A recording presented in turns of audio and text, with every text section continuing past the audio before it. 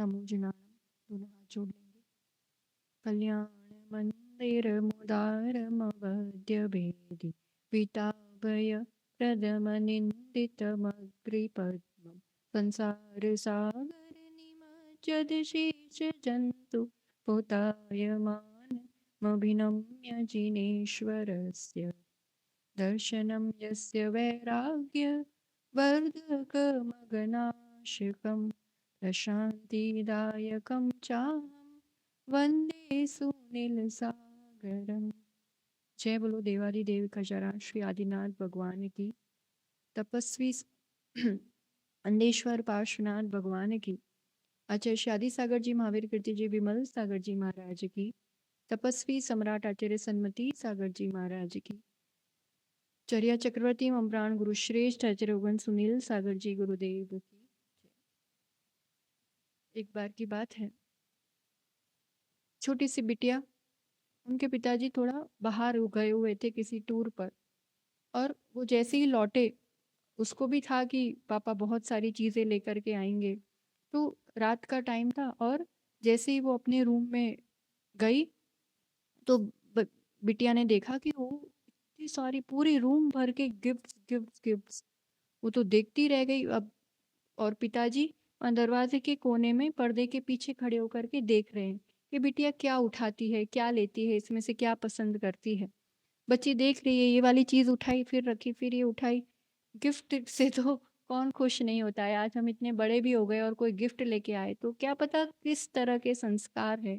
कितनी सारी चीजें होने पर भी अगर कोई नई चीज मिल रही हो और उसमें भी फ्री में या गिफ्ट में, तो ऐसा लगता है कि नहीं, ये तो काम की हो या ना हो, अच्छी हो या ना हो, लेने ही है। लेने के, जोड़ने के संस्कार अनादि के हैं।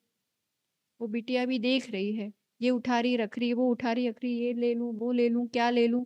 पर फिर भी बच्चे बच्चे होते हैं, इतना ज्यादा वैसा उनको आग्रह नहीं होता है, कि निर्लिप्तता थी।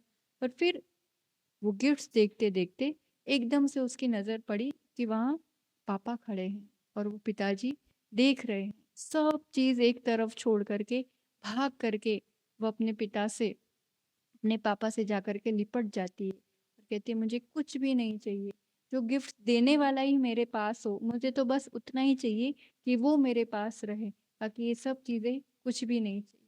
बहुत अच्छी शिक्षा है इसमें। हम सब परम पिता परमात्मा के बच्चे, भले हमारे भगवान देने वाले नहीं हो, पर हाँ, वही एकमात्र ऐसा पुण्य का सोर्स है, मिलता हमें अपने पुण्य से है, मान लिया, पर वो पुण्य कमाने का जरिया तो वही है। तो कहीं ना कहीं इनडायरेक्टली भी जैसे भी कहो, वो प्रभु, वो भगवान, वो गुरु हमारे पास हो, वो देने वाले हमारे पास हो, ये इम्पोर्टेंट है। फिर कोई चीज की, कोई वस्तु की कांक्षा नहीं रहती है। इच्छाएं संसार की, उस वीतरागी के पास वित्त की इच्छा, उस वीतरागी के पास जा करके देखो, एक तो दुर्लभता से हम 2 दिन से यही बता रहे हैं कि ये बहुत दुर्लभ है, समझो। क्योंकि जो पापों से बचने की बात हुई, पुण्य कमाने की बात हुई, पाप से बचना तभी हो सकता है जब ये इच्छाएं कम होगी।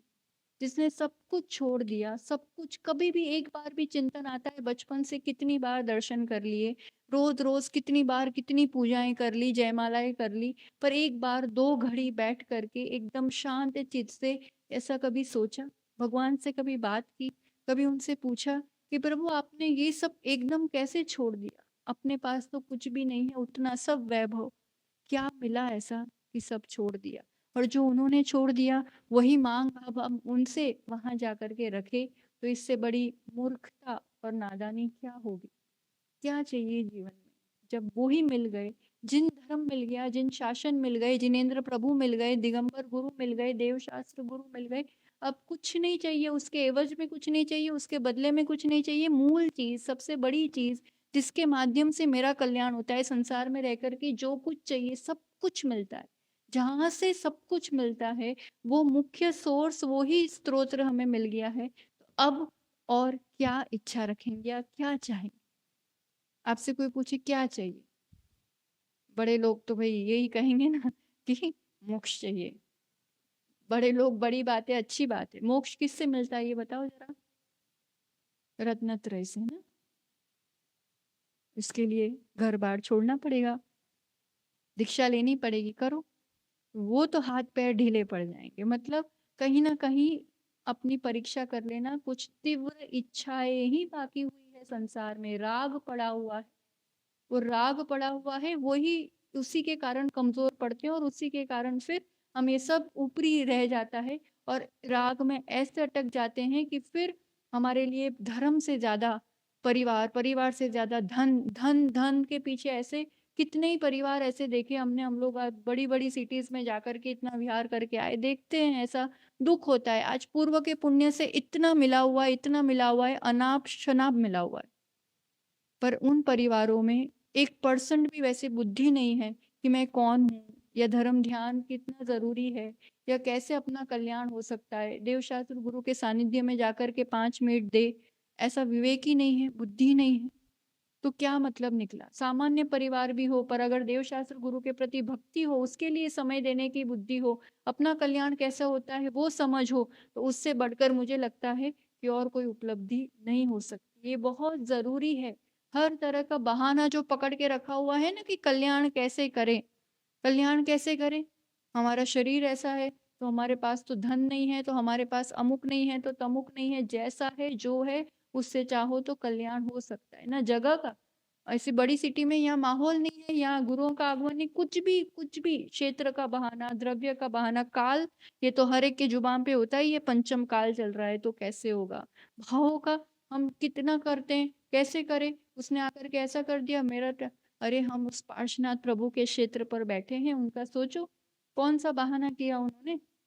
भावों का कमठ ने किस तरह का विकल्प नहीं दिया उनको, बताओ, पर उन्होंने तो अपना काम किया ना। जिन धर्म, मेरा स्वभाव, मेरा कल्याण, ये जरूरी है।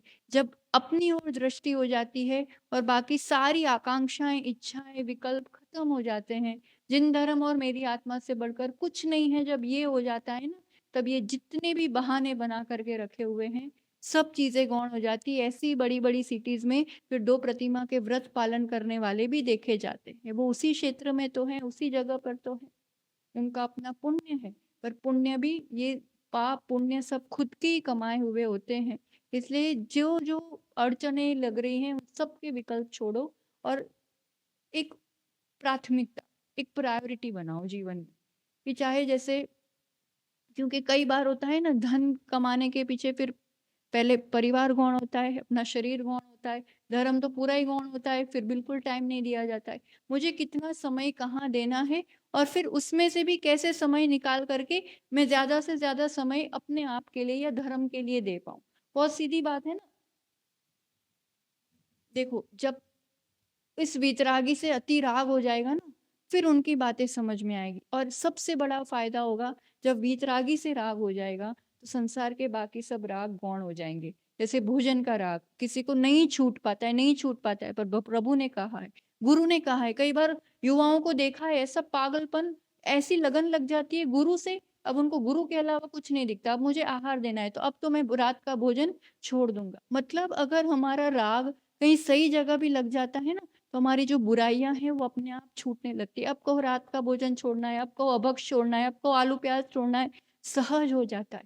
वहां राग हो गया, भोजन छूट जाएगा। अब उन युवाओं से कहो बर्थडे आ रही है, अब पार्टी नहीं दिखती है, अब गुरु चरण में जाना है। अब कहेंगे घूमने जाना है, पिक्चर देखने जाना है, नहीं नहीं नहीं, रात का टाइम हो गया, हमें वैयावृत्ति करने जाना है। समय तो वही है, इंसान वही है। अब वो दिशा, वो शिफ्ट हो जाता है ना।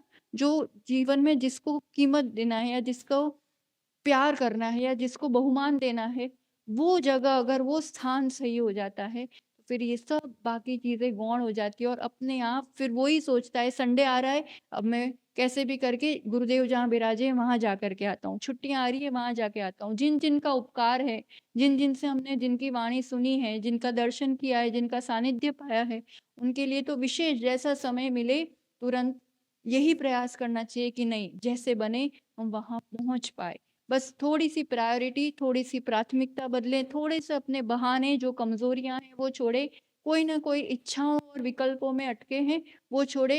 मुझे सबसे बड़ी संपदा जिन धर्म मिली है, और अब क्या चाहिए, तो मोक्ष भी चाहिए, ऐसा नहीं कहना है कि विदेश क्षेत्र जाना है, ये भी नहीं कहना है कि स्वर्ग जाना है, ये भी नहीं कहना है, कुछ नहीं, किसी चीज से बंधना नहीं है। जिन धर्म बना रहना चाहिए अपने आप वैसी जगह पे, वैसे निमित्तों के बीच जाओगे कि आपका धर्म बढ़ता जाए। धर्म बढ़ना मतलब निर्मलता बढ़ना, धर्म मतलब मेरा स्वभाव की ओर दृष्टि होना, और एक दिन उन स्वभाव को, उन गुणों को, उस वीतरागता को पूर्ण रूप से प्रकट कर लेना। तो ये हम अपने जीवन में प्रभु पार्षद जैसी क्षमा, उनके जैसी समता, उनके जैसे जिन धर्म की महिमा वो अपने जीवन में ला पाए। बस एक ही चीज सबसे बड़ा देने वाला मेरे साथ मेरे जीवन में है, तो अब कुछ भी नहीं चाहिए। तुच्छ, एकदम तुच्छ संसारिक इच्छाएं लेकर के इतनी बड़ी जगह आकर के अपने आप को इतना तुच्छ मत बना देना। क्या मांग लोगे, ये टेंडर हो जाए, ये शादी हो जाए, वो काम हो जाए, वैसा काम हो जाए। एंडलेस है ये, कितना ही करते रहो। अपने पुण्य को इतनी छोटी चीजों में नहीं खर्च करना है। वो काम तो संसार के चलते आए हैं, चलते रहेंगे, और वो ना हो तो और अच्छा है कि संसार कम होता जाए, छूटता जाए। एक निर्णय अपने जीवन में इस पर्याय में पक्का कर लेना, एकदम पक्का कर लेना कि बहुत बहुत पुरुषार्थ से, भावनाओं से इस कलिकाल में भी ऐसे सच्चे देव शास्त्र गुरु की शरण, जिन धर्म ये समझ मिली है, सुनने बैठे हो ना, ये भी बहुत दुर्लभ है। आज इस वीरान क्षेत्र में कौन आ रहा है, कौन बैठ रहा है, कौन सुन रहा है, पर फिर भी सुनने वाले बैठे हैं, आपको सुनने मिल रहा है, आप समझ रहे हो। ये चीजें आपको अपने जीवन में मिली है, इससे बढ़कर और कुछ नहीं है। इसके बदले में भक्ति ही अपने आप में आनंद है। भक्ति के बदले कुछ नहीं चाहिए। प्रभु दर्शन मिल गए, यही अपने आप में इतना बड़ा संतोष है। अब उसके बदले जीवन में कुछ नहीं चाहिए। मांग के अपने पुण्य को कदम मत करो, कम मत करो। ये चीजें होती रहेंगी, मिलती रहेंगी। इस पर्याय का एक निर्णय, एक पक्का निर्णय होना चाहिए। ये सब चीजें जो मिली है, अब मुझे अपना संसार नहीं बढ़ाना है। रोज रोज एक बार, दो बार, 100 बार अपने आप से कहो, हे प्रभु ये शक्ति देना, आपके मार्ग पर चल सकूं, आपके बताए हुए उस मार्ग पर, मोक्ष मार्ग पर मैं चल सकूं। संसार कम करना है, संसार सीमित करना है, और उस असीम सुख को प्राप्त करना है। संसार में रह के किसी को सुख नहीं ही मिला है, और अब मुझे इस संसार में ज्यादा नहीं रहना है।